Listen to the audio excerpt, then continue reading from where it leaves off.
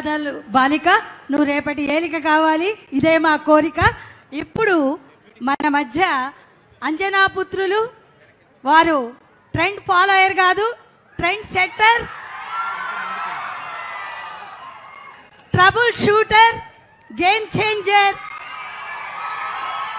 ఆయన వ్యక్తిత్వం సూపర్, కర్తృత్వం టాపర్, నేతృత్వం గేటర్. ప్రజలు అందుకే ఇచ్చారు మీకు పవర్. పుట్టేటప్పుడు తల్లికి కూడా ఆయన ఇది కలిగించలేదు. హరిహర వీరమల్లు, మంచితనపు జల్లు, మమతల పొదరిల్లు, మధురిమల నట్టిల్లు, మానవతా హరివిల్లు డిప్యూటీ సీఎం శ్రీ పవన్ కళ్యాణ్ గారిని ప్రసంగించవలసిందిగా ప్రార్థిస్తున్నారు. గౌరవ ముఖ్యమంత్రి శ్రీ నారా చంద్రబాబు నాయుడు గారికి, వేదిక పైన ఆసీనులైన మంత్రివర్గ సహచరులకి, ఉన్నతాధికారులందరికీ, ఇక్కడికి విచ్చేసిన విశిష్ట అతిథులందరికీ పేరు పేరున నా హృదయపూర్వక నమస్కారం. ఈ పర్యావరణ దినోత్సవం రోజున ఏం చెప్పాలి, ఏం మాట్లాడాలి అని అనుకుంటే నాకు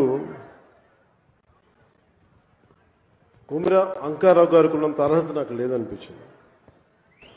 అంటే ఒక 14 ఏళ్ల వయసులో ఒక పక్షి చనిపోతే ప్లాస్టిక్ వ్యర్థాలు తిని దానికోసం ఎవరైనా సరే ఒక 3 దశాబ్దాలు కృషి చేస్తారా? 14 ఏళ్ల వయసులో ఎవరైనా ఏం ఆలోచిస్తారు? ఆడుతా పాడుతూ తిరుగుదామని, అటు ఇటు తిరుగుదాం అనుకుంటారు. కానీ పర్యావరణం గురించి ఆలోచించే స్థాయిలో ఉన్నారు అంటే ముందుగా కొమిర అంకారావు గారిని ఈ కార్యక్రమానికి విశిష్ట అతిథిగా పిలిచినందుకు మనస్ఫూర్తిగా అధికారులకి, వారిని ఇక్కడ రావడానికి స్ఫూర్తి కలిగజేసిన శ్రీ నారా చంద్రబాబు నాయుడు గారికి మనస్ఫూర్తిగా నా కృతజ్ఞతలు తెలియజేసుకున్నాను. ఒకసారి ఒక వ్యక్తి చాలా చిన్నగా ఉంటుంది, మనం ఏం చేయగలం అనుకుంటాం. నాకు ఆయన్ని గురించి చదువుతూ ఉంటే ఒక నల్లమల పరిరక్షణ కోసం ఆయన పడ్డ తపన, గత కొన్ని సంవత్సరాలుగా ఆయన కొన్ని దశాబ్దాలు 3 దశాబ్దాలుగా ఆయన చేస్తున్న కృషి చాలా ఇన్స్పిరేషన్ అనిపించింది. ఈ కార్యక్రమానికి దీనికి మాట్లాడాల్సిన మరింత అర్హత, బలమైన అర్హత గౌరవ ముఖ్యమంత్రి నారా చంద్రబాబు నాయుడు గారికి ఉంది. నాకు ఎప్పుడు అర్హత వస్తుందంటే కనీసం నేను ఒక 1 కోటి మొక్కలు మన అంకారావు గారి లాగాను, లేదంటే గౌరవ ముఖ్యమంత్రి నారా చంద్రబాబు నాయుడు గారి లాగా ఒక చెట్టు నీరు కార్యక్రమం లాంటివి చేసిన తర్వాత ఒక స్ఫూర్తిదాయకంగా మాట్లాడే హక్కు నాకు వస్తుంది ఖచ్చితంగా. ఇప్పుడు దాకా నేను పర్యావరణం కోసం వ్యక్తిగతంగా చేశాను కానీ కొన్నిసార్లు, కానీ నాకు ఇప్పుడు ఈ అటవీ శాఖ కూడా పర్యావరణం 2 నా దాంట్లో ఉన్నప్పటికీ నేను వచ్చే సంవత్సరం ఇదే రోజుకి కనీసం ఒక 1 కోటి మొక్కలు నాటి, అలాగే ఫారెస్ట్ ఫైర్స్, అడవిలో కార్చిచ్చులు కనుక ఆపగలిగి, ఇందాక మన అంకారావు గారు చెప్పినట్టుగా, కొమిర అంకారావు గారు చెప్పినట్టుగా అడవుల్లోకి గొర్రెల్ని పొట్టేళ్ళు మేపడానికి తీసుకుపోయి అక్కడ గడ్డి కోసం కాలుస్తూ ఉంటారు.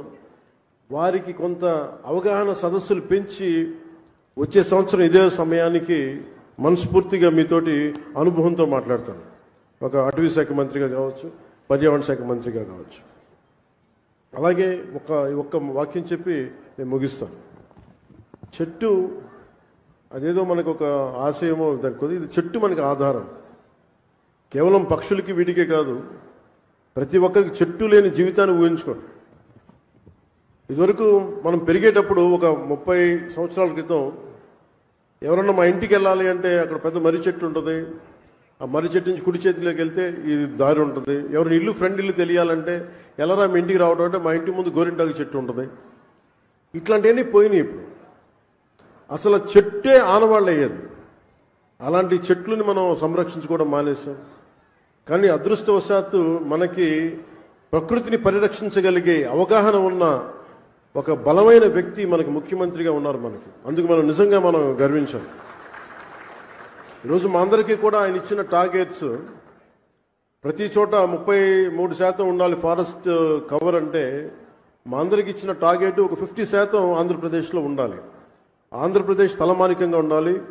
ఈ పర్యావరణానికి సంబంధించి కానీ, అటవీ సంరక్షణకు కానీ, నగర వనాలకు కానీ, చెట్లు విరివిగా పెంచడానికి కానీ, వాటిని స్ఫూర్తిగా తీసుకొని వచ్చేసారి మనస్ఫూర్తిగా కలుస్తాం తెలియజేసుకుంటూ, మీ అందరికీ మనస్ఫూర్తిగా ఈరోజు గౌరవ ముఖ్యమంత్రి గారు ఏం చెప్తారనేది మీతో పాటు నేను కూడా వినటానికి సంసిద్ధంగా ఉన్నాను. వారిచ్చే సూచనలు సలహాలు తీసుకుని వచ్చే సంవత్సరం ఆయన మీద మనం పెట్టిన బాధ్యతని బలంగా నిర్వర్తించి ఆయన మెప్పు పొందేలాగా మనందరం ముందుకెళ్ళాలని మనస్ఫూర్తిగా కోరుకుంటూ సెలవు తీసుకున్నాను. జై హింద్. ధన్యవాదాలండి. ఇప్పుడు మన మధ్య ఒక రాజనీతిజ్ఞులు ఉన్నారు. రాజకీయవేత్త నెక్స్ట్ ఎలక్షన్